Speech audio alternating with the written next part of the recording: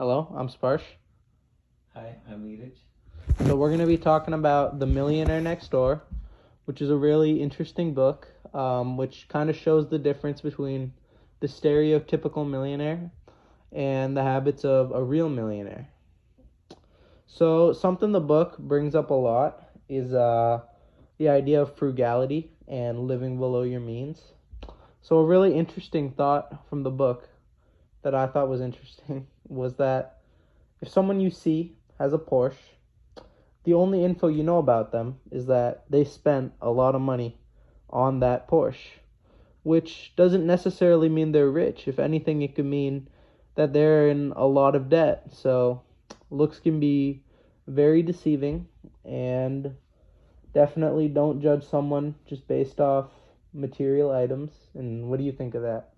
No, I completely agree with you, right? Like, I have many friends, and it's true, the one with the nicest clothes or the flashiest car or flashiest house may not have the highest net worth. If anything, they may have, much less net worth than others. And most of my millionaire friends, they all drive Honda Accord or Corolla. So I completely agree with you, right? Like, you can't judge a book by its cover. Yeah, it's a really interesting thought that the book highlights very, very well. You know, uh,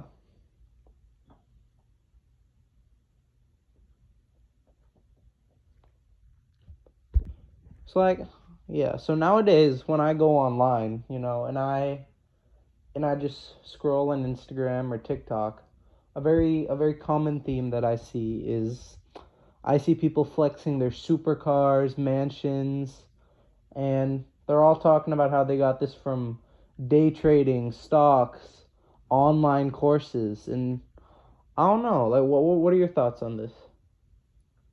Again, like, yeah,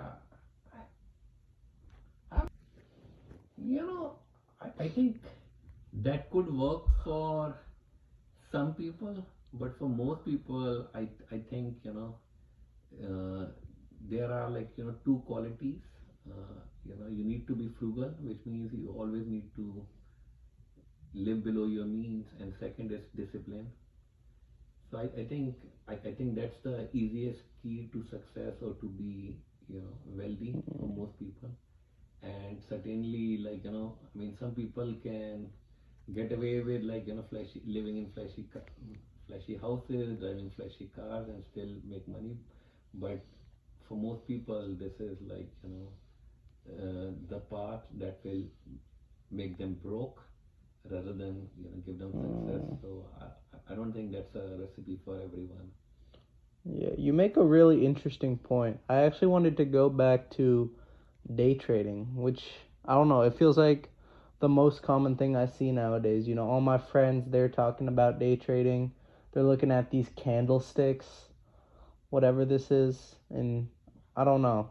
Is it really a cheat code to wealth, or would you say long-term investing makes more sense? Yeah, I mean, that's a good point. So I have, like, couple of friends who are day traders, and I have, like, spoken to them. And they have shared with me some stats.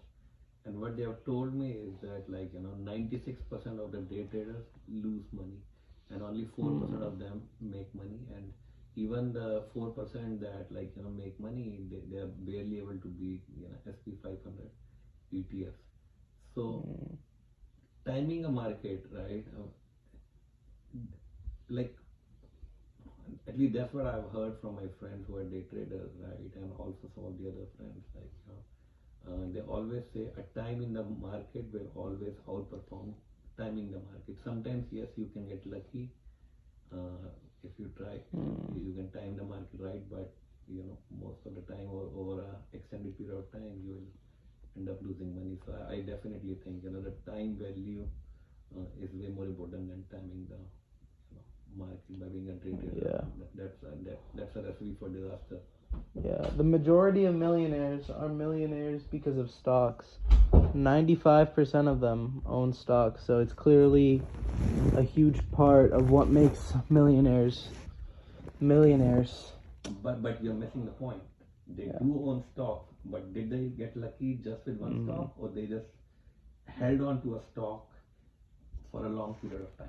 Yeah, Like if you that's take the true. example of Nvidia, if somebody had bought Nvidia in 2001, like, and it was trading around $10, today it's like, 100 times more, right? Mm, Right? Versus somebody who bought Nvidia like 6 months back, versus now they may have made a gain of yeah, 20%, but somebody who held it over like, a period of 20 years probably made like, 2000, 3000%, yeah, right? And of course, like you can say, maybe that person got lucky. That's why never, hold just one stock. Always like, diversify and hold multiple stocks from diverse sectors. mm. Yeah. That actually brings. There's a specific case I read about in the book. So Warren Buffett, he's been around for a really long time. I think he started investing when he's 11. He's in his 80s, 90s now. And on average, he's been able to generate 22% return every year in the market, which is incredible, which I guess is why he's called the guru of investing. And there was this other guy I read about. So for the past, I think he's around 60, 70. He has a net worth probably about 1/10 of Warren Buffett's net worth, around 20 billion ish. And for the last 10 years, he's returned about 70% every year in the market. So if this guy, he started trading back when Warren Buffett did, uh, if he was able to generate these returns for as long as Warren Buffett was, he would have some quadrillion, quintillion dollars. So I guess it really goes to show what time in the market can do for you. Yeah, you know, it's pretty unusual for anyone to make like 70% return over a period of 10 years, but like, but I can bet like if he won't be able to maintain that, yeah, run rate over an extended period of time. Maybe the last 10 years were lucky, or maybe he's a genius, but for normal public, it's almost impossible to, Yeah. maintain that. I'm sure sooner or later his rate of return will, probably come close to baseline. Yeah, So I still think, just simple, like, just live below your means. Whatever your savings are, just keep investing in SP 500 ETF, and don't, like, sell when the market is down. And just keep doing that for like 30 years, and it doesn't matter like, how much you make, you will, like, have entire like millionaire. substantial wealth. All they say is if you can save $10 a day in 30 years, you will be a millionaire, right? So that's like, so all you need Yeah. is just one less coffee at Starbucks every day. Yeah. It's that simple. So I participated in an investment competition a little bit ago, and I remember how I was just researching stocks maybe 10, 15 hours every week. And after about a month or so, I think that I had I barely beat the S&P 500. I think the S&P 500 went up maybe 2%. I went up 2.5, 3%, something like that. So I guess it wasn't really worth it, and it makes sense why most people say that just buy the S&P 500, because time is wealth, and my grades kind of went down because of it too. Yeah, I couldn't agree more with you, right? Like, again, I've been investing for over 25 years, and I can tell you there are some years when I can beat SP 500, but if I take the average over 25 years, SP 500, like, would have won convincingly. So I think my Yeah. strategy lately has been just like, keep investing in SP 500 little by little every month, and just don't look at it, till it's time to retire. So Yeah. So I actually wanted to look at a really interesting stat from the book. So something really interesting is that normal millionaires, just like regular millionaires, maybe 1, 5, 10 million, just around there, have a realized income that is 6.7% of their total net worth, while the mega rich, around just a lot more, billionaires, hundreds of millions, they have a realized income that is 3.66 of of their total net worth. So, I guess what that says is that the richer you are, you don't need a high income to be rich. That it makes it pretty clear. Like, uh, but yeah, like says a lot. So I guess what it kind of means is that the mega wealthy, they don't sell their stocks as much because to get that wealthy, of course, you need a lot of investments. But if their realized income is that low of a percentage of their total wealth, that essentially means that they're doing it on purpose to dodge taxes and that they're investing in highly safe long-term stocks so that they don't have to sell their stocks and pay taxes. I'm not sure I fully agree with that. I think, I think there are like, wealthy and then there are super wealthy. And I think if I'm super wealthy, I'll consider people with like, in excess of 100 million and over, right? And I would think to become that wealthy, you have to take some concentrated bets in fewer stocks in your company. That's the only way you can make that much money. But it also comes with a high risk. Yes, and we only hear stories about people who are successful, but for every like 1 billionaire, there are like probably like 10,000 who couldn't do it or their company failed. So I think that's a very high risk, high reward strategy. We certainly need such people, right? Like because those people are generally like innovative and they might build a company Yeah. for the society. But in general, I think for normal population like me, just like investing in ETFs every month, little by little, living below your means is probably the easiest way. So yeah, this is all really interesting. I actually wanted to go back to frugality for a sec, and I wanted to talk about the purchase price of cars for millionaires. So I'm looking at these stats right now, and okay. So for their latest vehicle, most millionaires spent around $25,000, and only 5% of them spent over $60,000, which is really interesting because in our minds we have this picture of millionaires driving Lamborghinis and Porsches and living in huge houses. So it's a really interesting stat. Something else interesting is that only 23% of millionaires own the current year of car model. The majority of them own older car models, older and reliable cars, and most of them haven't bought a car in the last 2 years, and 25% of them haven't bought one in 4 or more years. So that's really interesting. What do you think?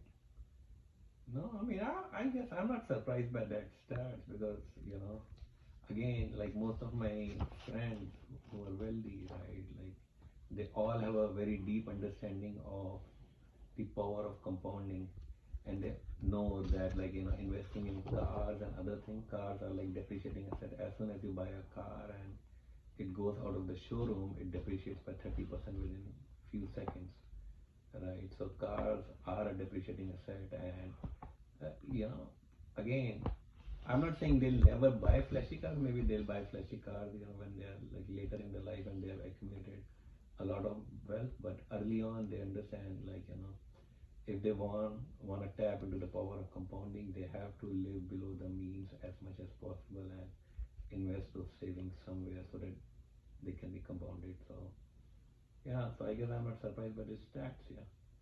Yeah. So I actually wanted to look at some of the different career choices. So there's something really interesting. So it talks about how the effects of giving adult children financial help. And it's really interesting because I'm just looking at some jobs here, but like just for example, an accountant. So an accountant who received cash gifts from their parents after turning 18 has 57% of the net worth of someone who didn't. And that's a really interesting stat because 57% has a huge gap from the other people. So that's really interesting that cash gifts can get rid of their drive that much. There's actually something else interesting too. So this isn't true. This is true for most professions, but some professions are actually exceptions. Like, for example, college and university professors. When they receive cash gifts, they're actually much better. They're much better off. They have 128% of the net worth of people in their profession who didn't receive cash gifts. And the same goes for teachers. But overall, the average net worth for all occupations combined of people who received cash gifts after turning 18 is 81% of those who didn't, which is pretty low. So what do you think of that? Again, I don't think I'm surprised by this stat, right? And as I said, right, the two uh, keys to success is frugality and discipline. And I feel like discipline is like an overlooked, you know, part. And to me, discipline essentially means hunger, right? Like you will only be disciplined if you have hunger for success. And I feel like, if parents give their child like everything they want, I mean, I think the parents' intentions are good. They don't want their child to face the same struggles that they have faced, but at the same time, by giving them everything they want, you just take that hunger away from the child, and they are just not as motivated to study or work towards their goal. They may be spending, a majority of their time on YouTube reels or like practicing some sport rather than developing some life skills, right? So I think that does uh, take that hunger away. Yeah, it's interesting. But what I find really interesting is why two somewhat similar jobs. So we have college and university professor and high school slash elementary teacher.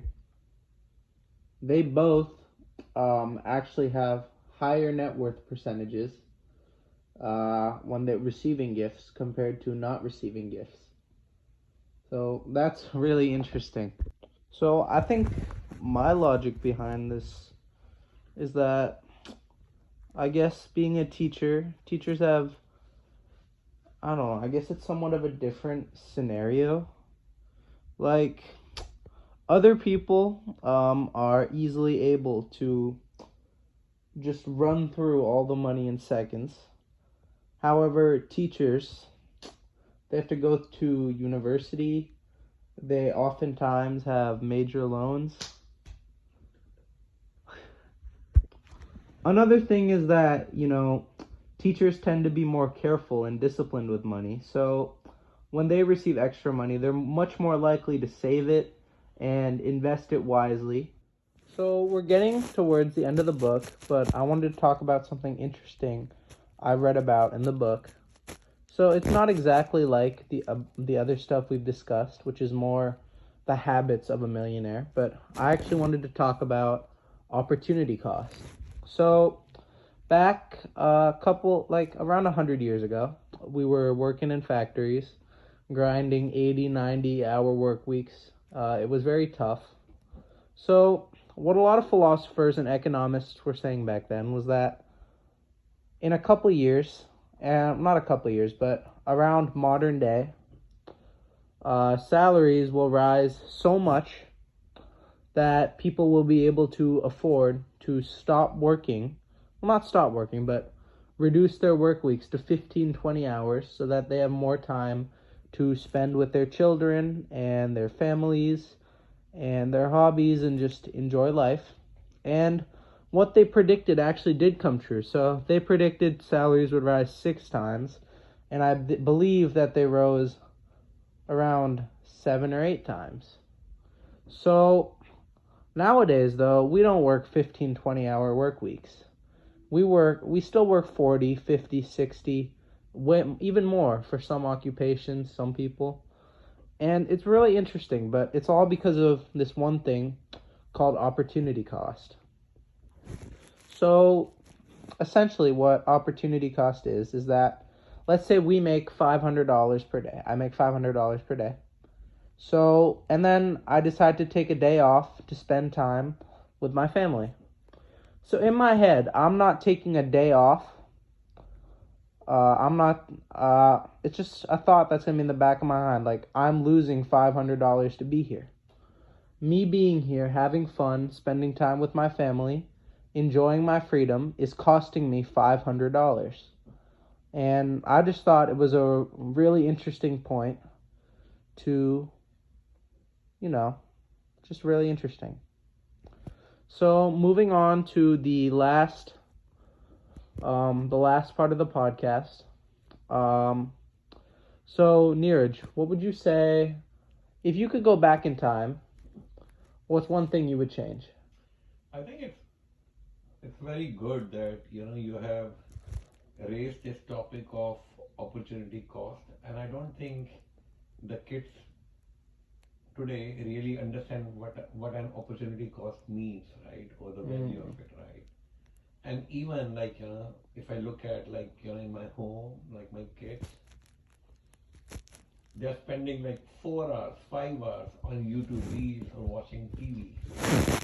What if they had spent like half of that time honing their skills, right? They could have earned way more wages, right? So I think you raised a very good point of opportunity cost, right? And it's something that needs to be taught in the school also, right? Like and like the kids should not be wasting like okay, if they're spending some time on some gym activity, it's understandable. If they're spending 5 hours watching YouTube Reels or TV, just imagine like how much wages they are gonna lose over their lifetime, because of like the time they are wasting. So I think this opportunity cost is a very important thing. And I wish, to your second question, like if I can go back in time, I wish when I was in my teens I had also understood the value of this opportunity cost even more. And